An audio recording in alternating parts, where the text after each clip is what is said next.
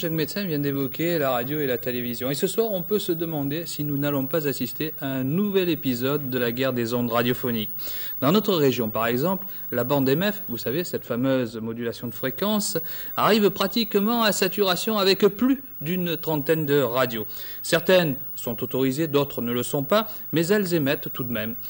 Et la haute autorité dans tout ça, direz-vous?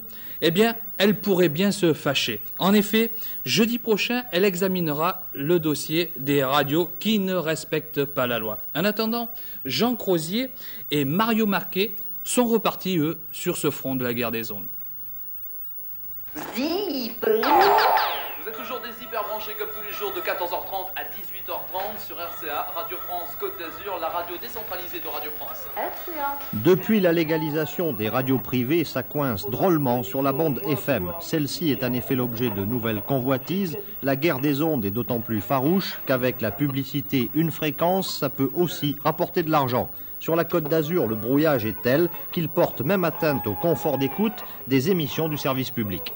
À moins de se placer directement sous les émetteurs de télédiffusion de France, nous l'avons vu, il est extrêmement difficile de suivre un programme de radio en entier.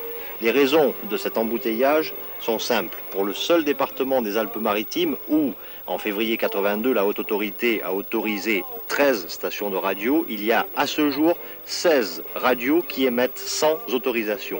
Les choses ne vont pas du tout s'arranger, il y a à ce jour 17 projets déposés à la préfecture des Alpes-Maritimes. Les nouvelles décisions de la haute autorité et la volonté récemment affirmée par la direction de Radio France d'avoir systématiquement recours à la justice protégeront peut-être, après le droit d'émettre, le droit d'écouter. Des mesures s'imposent en effet sur le marché noir des ondes. La vente clandestine des fréquences se développe et les enchères commencent à plus de 50 millions de centimes. On est très loin des radios libres.